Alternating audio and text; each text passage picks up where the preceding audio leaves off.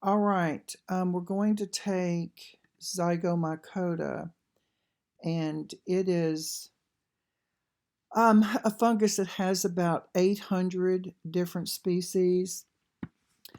But there's some names in here. I don't want you to get bogged down with their names. Their names just, they were probably part of your vocab, something you're just going to have to memorize. But don't let them throw you. So I'll talk a little bit slower in hopes that we can kind of get through it. All right, now the fruiting body. When I talk about a fruiting body, I'm talking about what you see above ground. If you're looking at a mushroom, that's the fruiting body. If you get in the shower and you see some black fuzzy stuff, that's the fruiting body.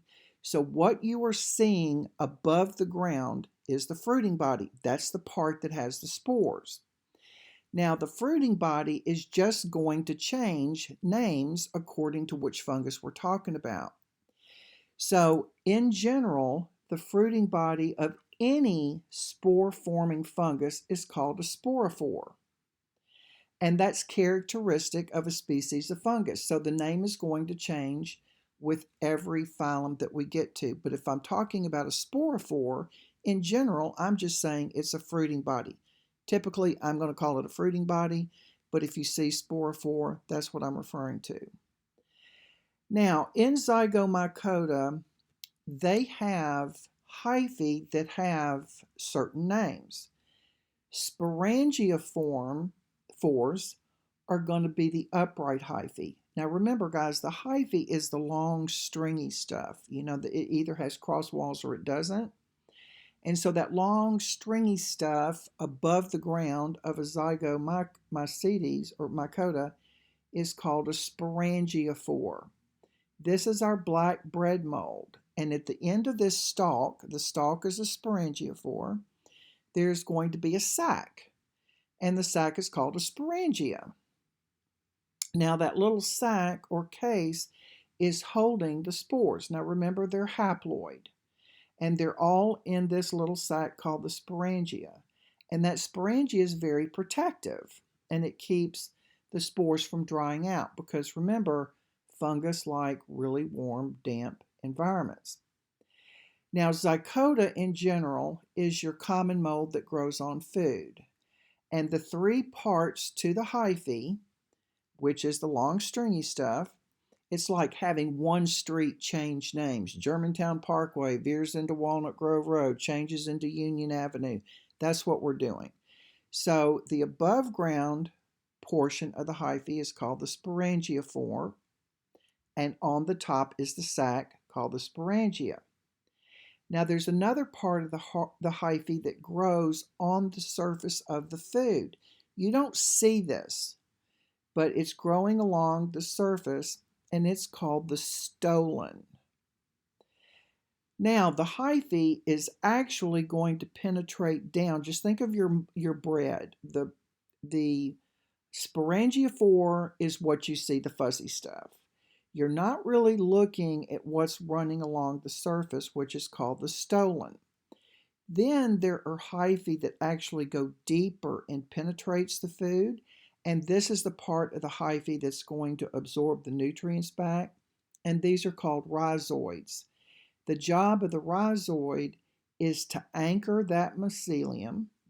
The mycelium now is what looks like the drain clog, a massive hyphae, and it produces the enzymes. So it's going to release the enzymes into the bread, break the bread matter down, and absorbs that nutrients back into the rhizoid. So you actually, for Zygomycota, have three different names for their hyphae. The above ground part, the stalk, and there's going to be a picture up here in just a minute, is called the sporangiophore. At the top is a sac called the sporangia. The sporangia is holding spores, zygospores. Then the hyphae that's running along the surface of the food is called the stolon, and then the hyphae that actually goes down into the food and produces that mycelium is called the rhizoids. The rhizoids are releasing the enzymes into the environment, and they are absorbing them back. So don't let the terminology get you. You have mycelia, which is the mass below, which is made of rhizoids. The stuff just on top is the stolon, and then the little stalks coming up are sporangiophores. They have a sac called a sporangia, and the spore itself inside the sporangia is called a zygospores. I know that's a lot of names, so just learn your terminology because it's not hard.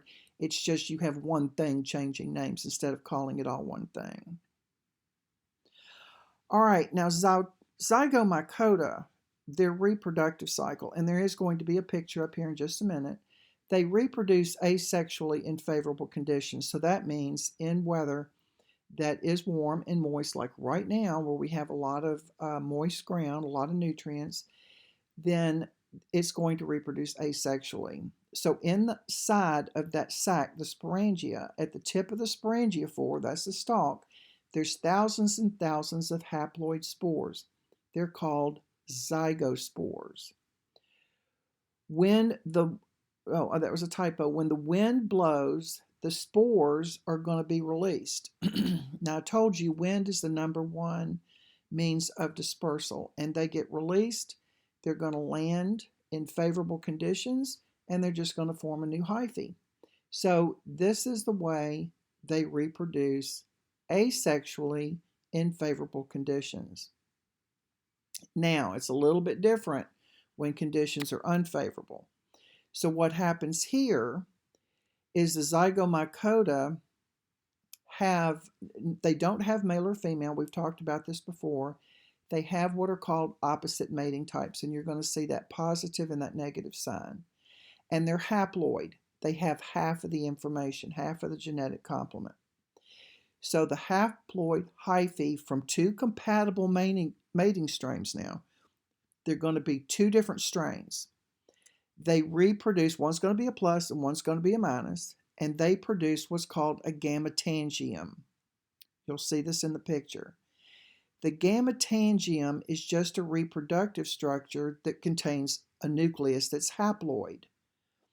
So the two gametangiums are going to release those haploid nuclei, and they're going to fuse, and when they do, they form a diploid zygote. That zygote has got a very, very thick wall around it, and that now is called a zygosporangium. The zygospore, that's the spore, inside can stay in there, guys, for months until environmental conditions become favorable. So if it is continuing to be unfavorable, that zygospore, that spore, is protected in that zygosporangium. Then, in favorable conditions, the zygospore is going to germinate. That means it's going to break out, undergo meiosis, and it's going to form a new mycelium.